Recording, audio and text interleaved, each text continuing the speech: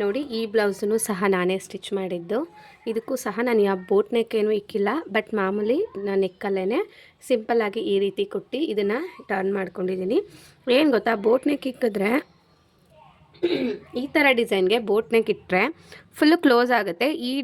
ಇದು ಏನಾಗುತ್ತೆ, ಇದು ವಿಡ್ತಲ್ಲಿರುತ್ತೆ, ಇದು ಫುಲ್ಲು ಕ್ಲೋಸ್ ಆಗುತ್ತೆ. ನಾವು ನಾರ್ಮಲ್ ಶೋಲ್ಡರ್ ಮೆಷರ್ಮೆಂಟ್ಗೆ ನಾವು ಈ ರೀತಿ ಡಿಸೈನ್ ಹಾಕ್ಕೊಂಡ್ರೆ ಏನಾಗುತ್ತೆ, ಅವ್ರಿಗೆ ಎಷ್ಟು ಶೋಲ್ಡರ್ ಎಷ್ಟು ಅಗಲ ಇರುತ್ತಲ್ಲ ಅಲ್ಲಿ ಅಷ್ಟು ಅಗಲಕ್ಕೆ ಇದು ದಾರ ಅದು ಕುತ್ಕೊಳ್ಳುತ್ತೆ. ಈ ಥರ ಲೂಸಾಗಿ ಕುತ್ಕೊಳ್ಳುತ್ತೆ ದಾರ, ಫುಲ್ಲು ಎಂಡ್ ತನಕನೂ ಇದು ಈ ರೀತಿ ಬರೋದಿಲ್ಲ. ಈ ರೀತಿ ಕುತ್ಕೊಳ್ಳುತ್ತೆ, ಅವ್ರಿಗೆ ಎಷ್ಟು ಅಗಲ ಬೇಕೋ ಅಷ್ಟು ಅಗಲಕ್ಕೆ.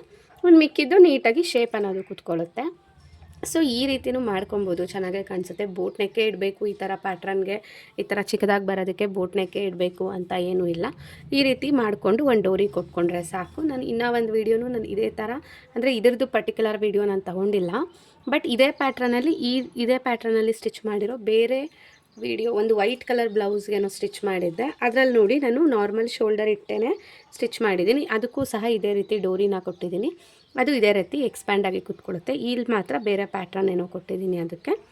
ಸೊ ಇದರಲ್ಲಿ ನಾನು ಏನು ಮಾಡಿದ್ದೀನಿ ಅಂದರೆ ನೋಡಿ, ಇಲ್ಲಿ ಸ್ಲೀವ್ಸ್ ಬಂದು ಈ ರೀತಿ ಇತ್ತಲ್ವಾ, ಅಂದರೆ ಬಾರ್ಡರ್ ಅವರು ಆ್ಯಕ್ಚುಲಿ ಈ ರೀತಿ ಕೊಟ್ಟಿದ್ದು. ಇಲ್ಲಿ ಒಂದು ಬಾರ್ಡರ್ ಕೊಟ್ಟು, ಇಲ್ಲೆಲ್ಲ ಸಣ್ಣ ಬಾರ್ಡರ್ ಕೊಟ್ಟು ಮತ್ತು ದೊಡ್ಡ ಬಾರ್ಡರ್ ಕೊಟ್ಟಿದ್ರು.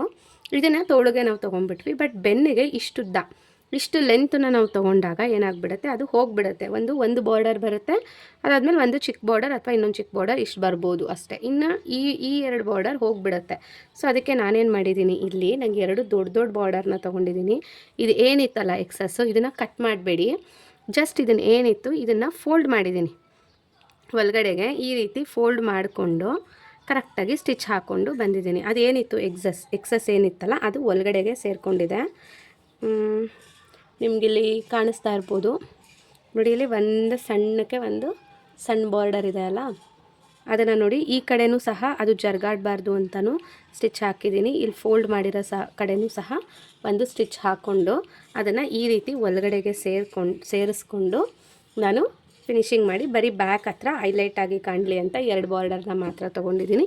ನಿಮ್ಮ ಬ್ಲೌಸ್ಗಳಲ್ಲಿ ಅಥವಾ ನಿಮ್ಮ ಸ್ಯಾರಿಗಳಲ್ಲಿ ಈ ರೀತಿ ಕೊಟ್ಟಿದ್ದರೆ, ಆಲ್ಮೋಸ್ಟ್ ಇದು ಟ್ರೆಂಡಿಂಗಲ್ಲೇ ಓಡ್ತಾ ಇತ್ತು, ಮೈಸೂರು ಸಿಲ್ಕ್ ಸ್ಯಾರಿ ಅಂತ. ಈ ಥರ ದೊಡ್ಡ ಬಾರ್ಡ್ರುಗಳೇ ಬಂದಿದೆ ಎಲ್ಲದಕ್ಕೂ. ಈ ಮಧ್ಯದಲ್ಲಿ ಈ ಥರ ಸಣ್ಣ ಬಾರ್ಡ್ರುಗಳು ಕೊಟ್ಬಿಟ್ಟಿರ್ತಾರೆ, ಅದನ್ನು ಒಂದಕ್ಕೆ ಸ್ಲೀವ್ಗೆ ಹಾಕ್ಕೊಳ್ಳಿ, ಇನ್ನೊಂದು ಏನೇ ಕೊಟ್ಟಿರ್ತಾರಲ್ಲ ಅದನ್ನು ಈ ರೀತಿ ಮಾಡಿಕೊಂಡು ಬರೀ 2 ದೊಡ್ಡ ಬಾರ್ಡರ್ನೇ ತೊಗೊಂಡು ನೀವು ಬ್ಯಾಕ್ಗೆ ಹೈಲೈಟ್ ಮಾಡ್ಕೊಳ್ಳಿ, ಆವಾಗ ಚೆನ್ನಾಗಿ ಲುಕ್ ಬರುತ್ತೆ. ಸೊ ಇದೇ ರೀತಿ ವಿಡಿಯೋಗಳನ್ನ ನೋಡ್ತಾಯಿರಿ, ಎನ್ಕರೇಜ್ ಮಾಡ್ತಾಯಿರಿ, ಹಾಗೆ ಸಪೋರ್ಟ್ ಮಾಡ್ತಾಯಿರಿ ಅಂತ ಹೇಳ್ತಾ ವಿಡಿಯೋನ ಇಲ್ಲಿಗೆ ಎಂಡ್ ಮಾಡ್ತೀನಿ. ಇದೇ ಮೆಷರ್ಮೆಂಟು ತುಂಬ ಬ್ಲೌಸ್ಗಳು ಸ್ಟಿಚ್ ಮಾಡಿದ್ದೀನಿ. ಆ ಬ್ಲೌಸ್ಗಳನ್ನೆಲ್ಲ ಸ್ಟಿಚಿಂಗ್ ಮೆಥಡ್ನ ನೋಡಿ ನೀವು ಸ್ಟಿಚ್ ಮಾಡ್ಕೊಳ್ಳಿ ಮನೇಲೇ ಕೂತ್ಕೊಂಡು ಅಂತ ಹೇಳ್ತಾ ಇಲ್ಲಿಗೆ ವಿಡಿಯೋನ ಮುಗಿಸ್ತೀನಿ. ಇಷ್ಟ ಆದರೆ ಪ್ಲೀಸ್ ಒಂದು ಸಬ್ಸ್ಕ್ರೈಬ್ ಮಾಡ್ಕೊಳ್ಳಿ, ಹಾಗೆ ಲೈಕ್ ಬಟನ್ನ ಕ್ಲಿಕ್ ಮಾಡಿ. ನಿಮ್ಮ ಅಕ್ಕಪಕ್ಕದಲ್ಲಿ ಯಾರಾದರೂ ಟೈಲರಿಂಗ್ ಕಲಿಬೇಕು ಅಂತ ಇಷ್ಟ ಇದ್ದರೆ ಅವ್ರಿಗೆಲ್ಲ ಶೇರ್ ಮಾಡಿ ಅಂತ ಹೇಳ್ತಾ ಇಲ್ಲಿಗೆ ವಿಡಿಯೋನ ಎಂಡ್ ಮಾಡ್ತೀನಿ. ಬಾಯ್.